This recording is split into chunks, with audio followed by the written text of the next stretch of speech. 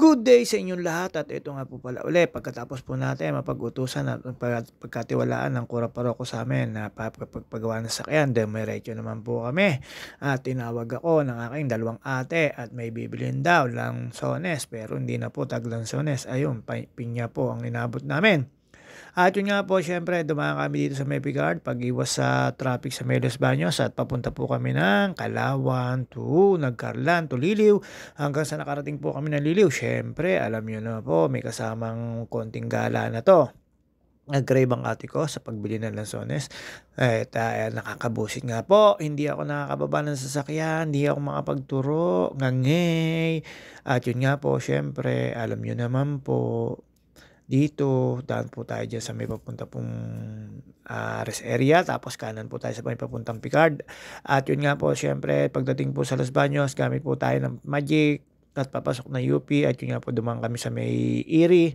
At papunta po sa Mabacan. At diretso po yun ng labas po naman ito ay Kalawan. At yan nga po, ayan, dito po tayo dumaan. At syempre, ingat-ingat po tayo mga ka-driver ko at ayan, dire-diretso lang po tayo dyan hanggang sa makarating po tayo ng loob ng UP, papanik po ito ng Picard, nakita nyo naman po yung kainitan. Pero ingat po tayo lahat ng mga ka-driver ko at mga kabisiklista ko, kamotor ko na nasa kalsada kasi po may darating na bagyong uwon, napakalakas po ngayon, signal number 3 na ang Laguna. Ingat po tayo sa lahat ng mga taga Laguna at sa lahat ng dadaanan ng bagyo. At sana po umiwas at saka thank you so much sa Sierra Madre na nagiging shield ng ating Luzon. Yun nga po, syempre yung Sierra Madre nakaharang po yan dyan sa bagyo, sa dadaanan, kaya medyo basag na po pagka nang karating po dito sa Luzon. At yun nga po, ito, papalik na po tayo dyan at dinaanan po natin dyan yung mga small community hanggang sa makaliko po tayo at dumaan sa basurahan at ito, makapanik po tayo ng may ahon. At dito na po, dire-diretso na po tayo dito. At ito po yung dinadaanan ko pag nagbabike ako. At pag nagmumotor, dito po syempre, wala po sticker itong sasakyan na ate ko. Pero may kakilala po tayo na pwede ka naman po makiusap. Basta may kakilala po kayo na pwede nyo pakiusapan. At yun naman po, dumiretso-retso lang po kami at pagbigyan kami diyan para makadaan. At yun nga po, pagkadaan po namin sa Los Baños, loob na yung Los Baños, daan po kami doon sa may Freedom Park, hanggang doon sa may Anibal Husbandry, papasok po na, papuntang Erie, palabas pa po pala ng papuntang Erie. Dito po, hindi ko po alam kung ano mga bari-bariyo, pero syempre, may mga ilan-ilan, tagagaya nito, hindi ko po alam kung may sakop dito ay Batong Malaki na Los Baños, Laguna. Basta ito po ay Mount Makiling, to pinapanik po namin at dinadaanan namin pong ito. At ang ganda po ng panahon ngayon at ayan, dire-diretso po tayo dyan. At paikot lang naman po yan hanggang sa pababa po yan ng UP Campus. Pagdating naman po sa UP Campus, kanan lang po tayo, kaliwa sa may tulay. Pagkakaliwa ay wala na naman po ibang daan doon, kundi Freedom Park na, tapos sa gitna po ng Freedom Park, kaliwa tayo, tapos kanan po, at dito na po ang labas niyan. Sa may papunta pong Erie, ito pong kahabaan ng Erie na to, at ang dami po nagji-jogging dyan sa may bandang kaliwa na yan. At nakita nyo naman po ewan ko ba kung ano itong driver na to, ang laki-laki naman po na pagmamaneobrahan, dito pa po nagmaneobra, pero okay lang po yan. Excuse me po, nasa ito po, lampas po tayo dito, lalabas po tayo ng Erie, kanan po, papunta po Mabacan, papunta pong Putho, papunta po ng Tarangka, pero hindi po dun sa way na yun punta natin, papunta pong Barrio Puypuy. Pero dire-diretso lang po tayo sa may Mabacan, may makikita po kayo doon na exitan, papunta po ng Kalawan. Kaya lang po syempre may daan po doon at padiretso po ng Perez, pero kaliwa po kayo bago dumating po na papuntang Perez at yun po sa mga dadaanan nyo ay Mabacan School.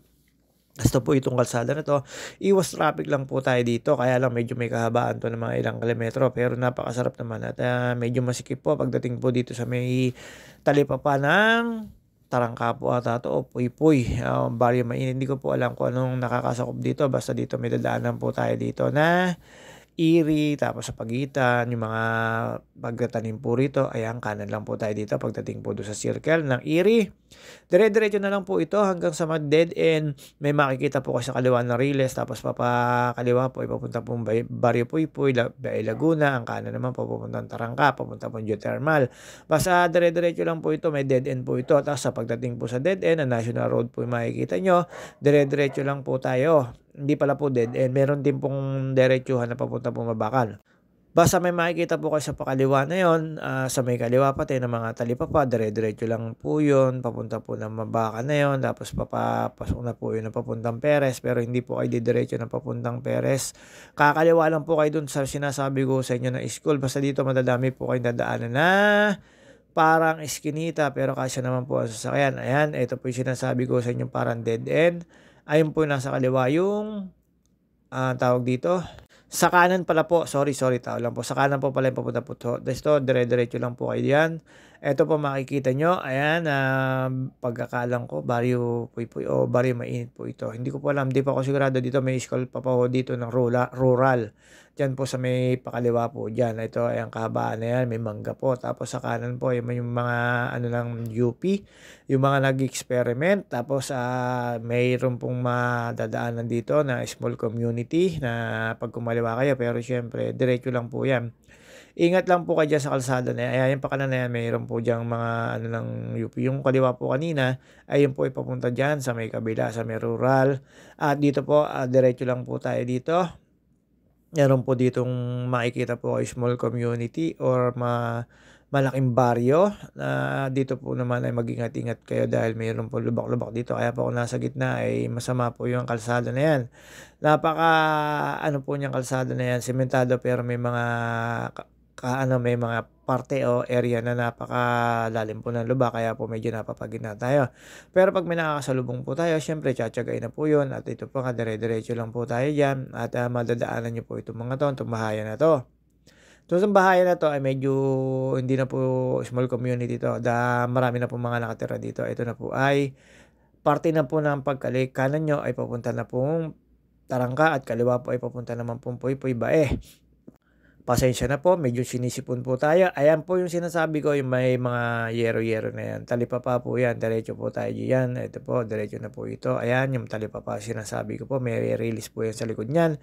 Ito po yung kalsada na kasya naman po yung dalawang sasakyan, wag lang po yung malaki contract makakasalubong nyo na sigurado po ay magkakasabitan kayo. Kaya eto, pagka mga maliliit lang, wala naman pong problema. Hindi ko lang po alam kung ano mga purok to. Basta ito po nakakasakop dito pagkakalang ko sa bandaron ay Mabakan. Ito hindi ko po alam kung ano na pong ano ito. May nakikita po ko sa Arco pero nalilimutan ko na po. Basta ito, dire-diretso lang po yan. Tapos yung dulong-dulo po nito, dead end, kaliwa, may release po kayong dadaanan ng Timano. Ayan po pala, ayan yung Arco. Dead end, kakaliwa po kayo. At pagkakaliwa po, dead end uli, kanan uli. Kanan po agad at dire-diretso na po yan pala papunta ng Mabakan. Yung dire-diretso naman pong kalsada na to, ayan yung sinasabi ko sa inyo dito, medyo may kasikipan talaga kaya tigil po tayo dyan dahil may makakasalubong po tayo. Yung straight line po nito, pagka hindi po kayo lumiko sa may Mabakan School na papunta po sa Kalawan, ay sigurado po ang punta nyo ay Perez. Wala na pong daan doon, palabas po na National Road papuntang Kalawan. At yun nga po, pagdating po namin sa Kalawan, ito po, Mabakan na po pagkakalang ko nakakasakop dito. Walay po kami nabili at walay po rin kaming na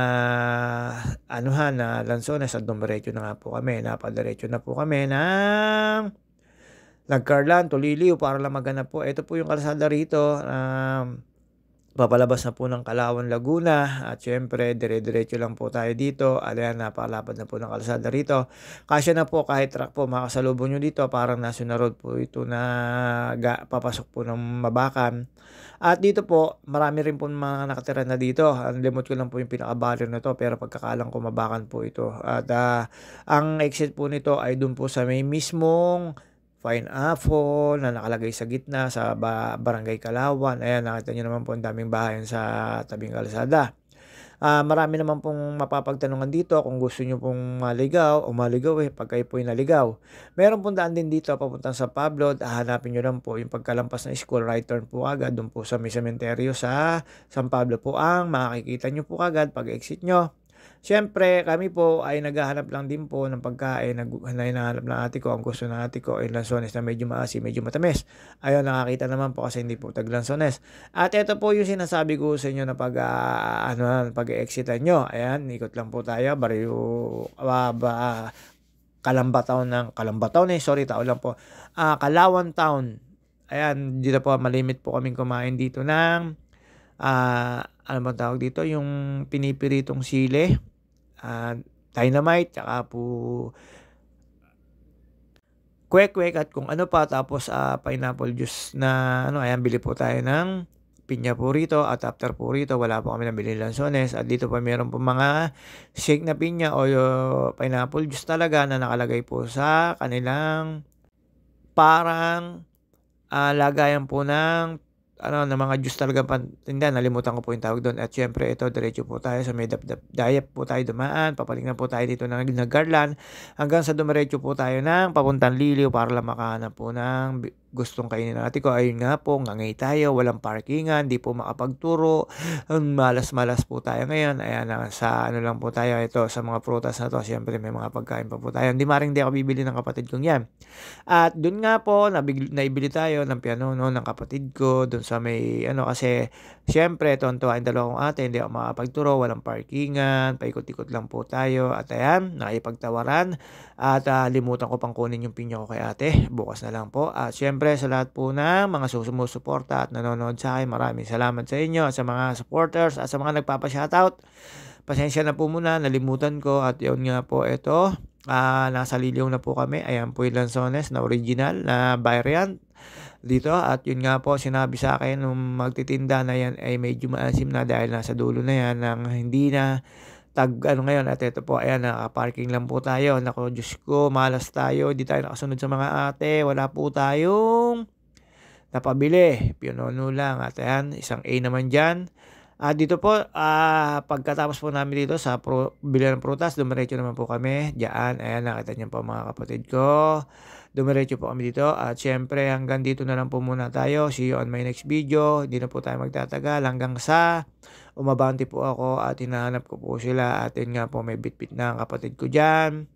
At hindi na po rin siyempre tayo makababa, di makapagturo, gawa po ng mahirap po ang parkingan diyan. Ay may ano na po 'yan at iniwan ko sila at umikot na po ako. At pag-ikot ko po meron na sila na pamili at, hindi na po kami nagtagal. See you on my next video mga ka-JT.